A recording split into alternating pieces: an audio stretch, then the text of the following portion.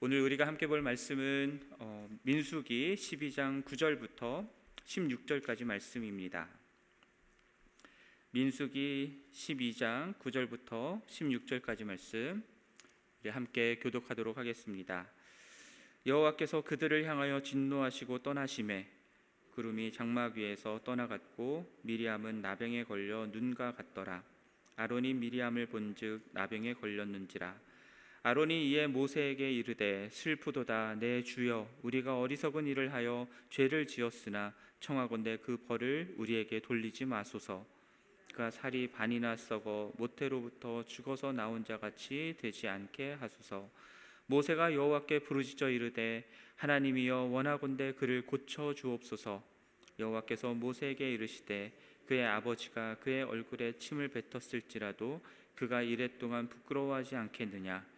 그런즉 그를 진영 밖에 이랫동안 가두고 그 후에 들어오게 할지니라 하시니, 이에 미리암이 진영 밖에 이랫동안 갇혀 있었고 백성은 그를 다시 들어오게 하기까지 행진하지 아니하다가 그 후에 백성이 하세롯을 떠나 바란 광야에 진을 치니라. 아멘. 자, 어제 본문에서 미리암과 아론이 모세가 굿수 여자를 취하였다라고 하는 이유로 비방하였음을 우리가 보았습니다. 그리고 여호와께서 모세와만 말씀하시느냐, 그게 아니라 자신들과도 말씀하신다라는 이유로 모세의 권위에 도전하는 일도 있었습니다. 그러자 하나님께서 모세와 아론과 미리암 이 세 사람을 회막으로 부르시죠. 그리고 모세가 스스로를 변호하지 않았지만 대신 하나님이 친히 모세를 대변해서 변호를 해주셨습니다. 선지자들이 있지만 그들에게 꿈과 환상으로 이야기하지만 모세와는 대면하여 명백히 말씀하신다 하셨고요. 모세는 심지어 여호와의 형상을 보기까지 한 자라 하셨습니다. 그렇게 하나님이 특별히 세워 이스라엘의 지도자로 세운 이 하나님의 종인 모세인데 어찌하여 그를 비방하기를 두려워하지 않느냐라고 하나님께서 책망하셨죠.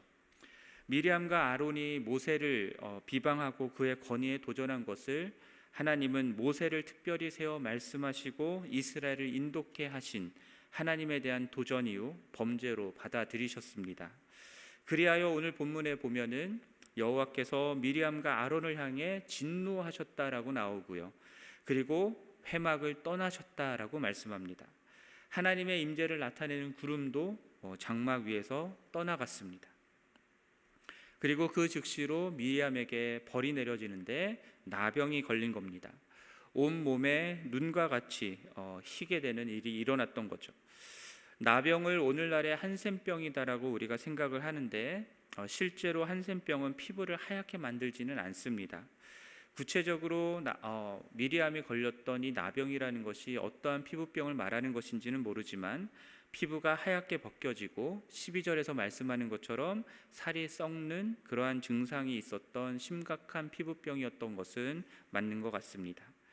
중요한 것은 그들이 모세를 비방하고 모세의 권위에 도전함으로 하나님께 범죄한 것, 그로 말미암는 심판으로 이러한 나병이 생겼다라는 것이죠. 여기서 한 가지 이상한 점이 있습니다. 미리암과 아론 두 사람이 모세를 비방하고 모세의 권위에 도전을 하였는데, 그런데 벌은 누구에게만 내려졌습니까? 미리암에게만 졌다는 점, 그것이 이상합니다. 아마도 미리암이 이 사건을 주도했던 중심 인물이었기 때문인 것 같습니다만, 그렇다고 해도 아론의 죄가 없는 것은 아니기 때문에 왜 아론은 벌을 받지 않았는지에 대한 설명이 필요하다는 생각을 해봅니다. 그래서 많은 사람들이 이러한 설명들을 했었는데요. 아론이 금방 회개했기 때문에 벌을 받지 않았다라고 하는 설명도 있습니다. 11절, 12절 말씀을 보면은 아론이 모세를 내 주여라고 부르면서 우리가 어리석은 죄를 지었다 인정을 하죠. 그리고 그 벌을 우리에게 돌리지 말아달라고, 그리고 미리암이 살이 반이나 썩어 모태로부터 죽어서 나온 자 같이 되지 않게 해달라고 청하는 내용이 나옵니다. 아론이 금방 회개는 했습니다만 그가 회개한 시점이 언제입니까? 여호와 하나님이 회막을 떠나자마자 회개했던 것이 아니라 미리암에게 나병이 생긴 것을 보고서 지금 회개하고 있음을 우리가 봅니다.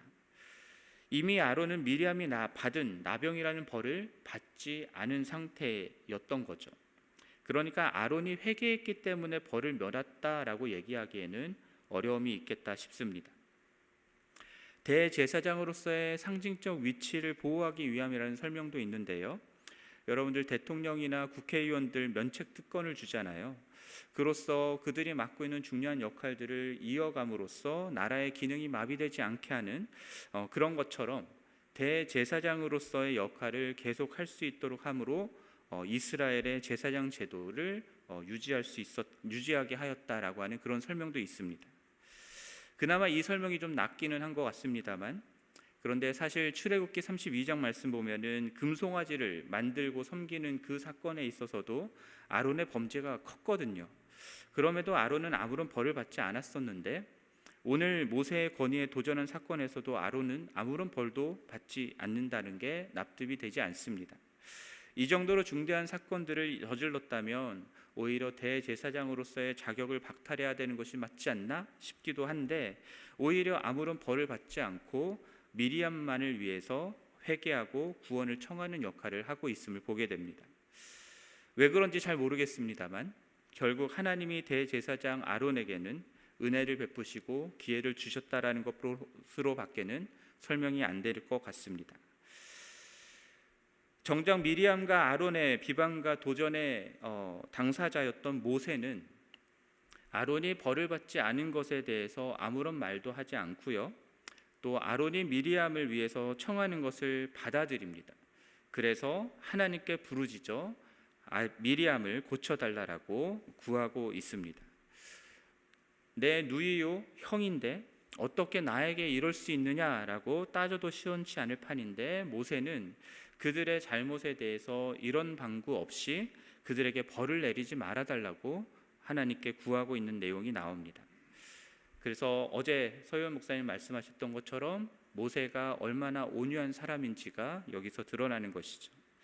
모세의 기도에 하나님이 어떻게 응답하셨습니까? 14절 말씀을 보면은 그의 아버지가 그의 얼굴에 침을 뱉었을지라도 그가 이랫 동안 부끄러워하지 않겠느냐, 그런즉 그를 진영 밖에 이랫 동안 가두고 그 후에 들어오게 할지니라 라고 말씀합니다.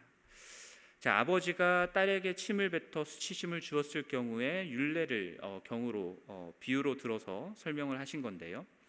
미리암에게도 나병에 걸렸으니 나병 환자의 정결을 위한 표준 기간으로 주어진 일주일 동안 진영 밖에 격리시킬 것을 명령하신 것입니다.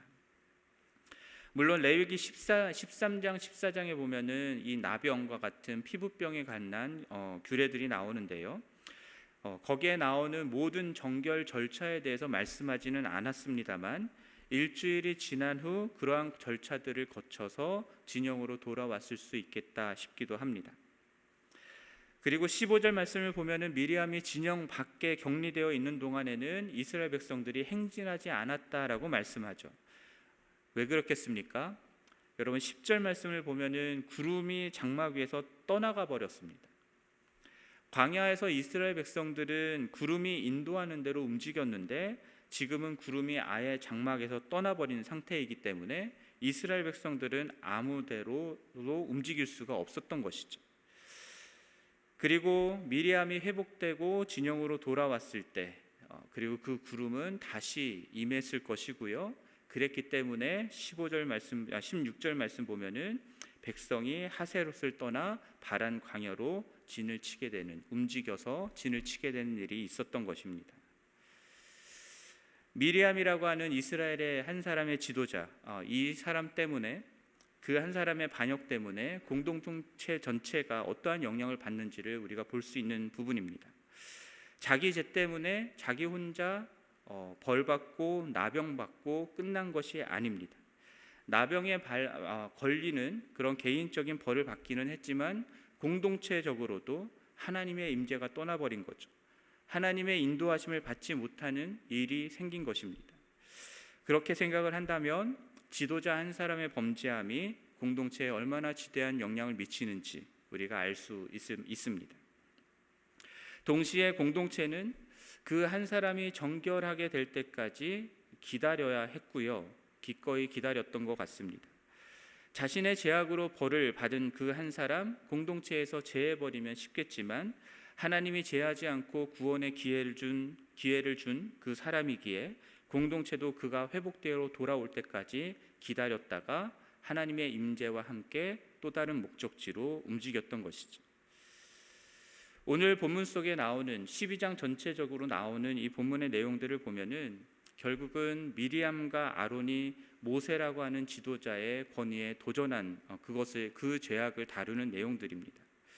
그리고 이러한 권위에 도전하는 죄의 근원에는 결국은 하나님의 권위에 대한 도전이 있는 것이죠. 아담과 하와가 스스로 하나님과 같이 되고자 하나님의 명령에 불순종하여 선악을 알게 하는 나무의 열매를 먹은 것처럼 우리들은 늘 하나님과 같이 되고자 하는 죄성을 갖고 있습니다. 그렇기 때문에 하나님이 두신 권위에 대해서도 우리들은 늘 도전하고자 하는 그러한 욕망들이 있는 것 같습니다. 내가 볼 때에 부족한 사람, 그리고 내가 볼 때에 모자른 사람, 나보다 못한 사람, 그러한 사람들이 내 위에 권위를 가지고 있는 것들을 볼 때에 우리들의 마음속에서는 그 권위를 인정하고 싶지 않은 마음들이 일어나는 거죠. 그러한 지도자를 비방하고 끌어내리고 그 자리에 내가 오르려고 하는 일들, 그런 일들은 사회에서도 비일비재하게 일어나고 또한 교회에서도 일어납니다. 그것이 하나님의 권위에 대한 도전, 그리고 하나님께 대한 범죄라는 사실을 오늘 본문은 우리에게 가르쳐 주는 것이죠. 물론 우리가 잘 알다시피 교회의 지도자가 명백한 잘못을 하거나 죄를 저지른 경우에는 그 부분에 대해서 교회가 정당하게 책망하는 그런 것도 필요합니다. 그러나 그러한 것 없이 하나님이 세우신 권위를 깎아내리고 비방하고 끌어내리고 그 자리에 내가 대신 올라서려고 하는 그 모든 것들은 하나님께 대한 죄악일 수 있다는 것을 우리가 생각해야 합니다. 내가 정한 기준을 내세우며 그 기준에 맞는 사람들은 내가 리더로 인정하지만 그렇지 않으면 인정하지 않는 태도 역시도 하나님이 세우신 권위를 자기 기준대로 인정하지 않는 그러한 죄악일 수 있다는 것도 우리가 생각해 볼 수 있습니다.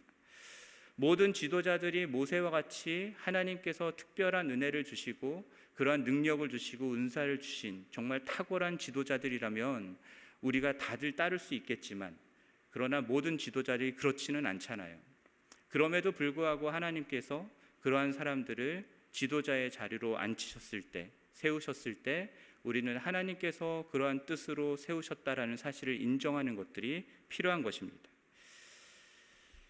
그렇기 때문에 교회 내에서 지도자에 대한 비방을 퍼뜨리거나 권위에 도전하는 일을 여러분 절대로 가볍게 생각해서는 안 됩니다.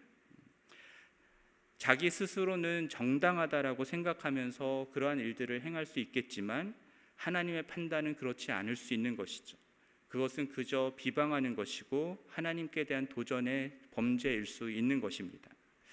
그러므로 정말 하나님 앞에 정당한 것인지 그 지도자를 세우신 하나님의 권위에 내가 지금 도전하려고 하는 것은 아닌지 우리 자신을 철저하게 돌아보는 것들이 필요합니다. 심각하게 생각해야 하는 일인 것이죠. 그리고 더욱이 교회를 섬기는 리더의 위치에 있는 저 같은 사람들이라면 더더욱더 이러한 일들을 심각하게 생각해야 하는 겁니다.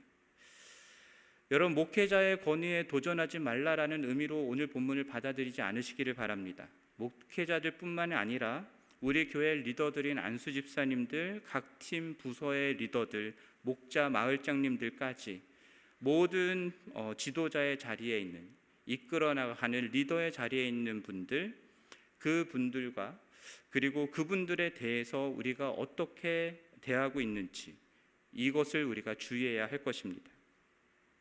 왜냐하면 오늘 본문 속에 나오는 것처럼 하나님께서 그러한 죄를 묵과하지 않으시기 때문입니다. 그리고 나의 범죄함으로 인해서 공동체에 임하신 하나님의 임재가 떠날 수 있다는 것도 우리가 생각해야 합니다. 하나님의 임재가 없는 교회는 교회일 수가 없는 것이죠. 그러한 교회는 어디로도 갈 수가 없는 것입니다. 그러니 공동체 안에서 말로써 행동으로써 그러한 죄를 범하는 사람이 있다면, 그러한 분들이 있다면 주님, 오늘 이 본문 이 말씀 앞에서 회개하고 돌이키시기를 바랍니다. 하나님께 회개하고 서로에게 용서를 구하는 일이 있기를 바랍니다. 그리고 함께 기도하고 용서하고 용납하며 회복되어 돌아올 때까지 기꺼이 기다려주는 그러한 우리 교회 공동체가 세워질 수 있기를 간절히 바랍니다. 오늘 말씀을 여러분 마음에 담고 우리 지구촌 교회가 하나님께서 세우신 이 리더들의 권위를 인정하고 그들에게 말씀하시는 하나님의 말씀을 따라 이 세상 가운데에 하나님을 온전히 나타내고 증거하는 그러한 교회를 세우는데 우리가 한 마음 한 뜻이 되기를 바라고 그러한 우리 교회를 통해서 주님께서 영광을 받으시기를 우리 주님의 이름으로 간절히 축원합니다. 함께 기도하겠습니다. 하나님 아버지, 미리암과 아론이 모세의 권위에 도전한 이것을 하나님께서는 죄악이다 말씀하시고 벌을 내리셨습니다. 하나님, 이 말씀 앞에서 우리 자신들을 돌아보기를 원합니다. 우리 교회 리더들, 그들을 향하여서 비방하고 있지는 않는지, 그들의 권위에 도전하고 있지는 않는지 우리 자신들을 돌아볼 수 있게 하여 주시고, 그러한 죄악들이 있다면 철저하게 회개하고 돌아올 수 있게 하여 주옵소서.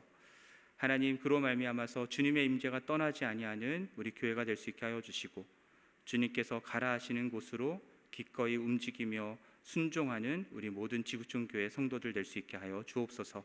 이 모든 말씀 우리 주 예수 그리스도의 이름으로 기도드립니다. 아멘. 하늘에 계신 우리 아버지여, 이름이 거룩히 여김을 받으시오며 나라가 임하시오며 뜻이 하늘에서 이루어진 것 같이 땅에서도 이루어지이다. 오늘 우리에게 일용할 양식을 주시옵고 우리가 우리에게 죄 지은 자를 사하여 준 것 같이 우리 죄를 사하여 주시옵고 우리를 시험에 들게 하지 마시옵고 다만 악에서 구하시옵소서. 나라와 권세와 영광이 아버지께 영원히 있사옵나이다. 아멘.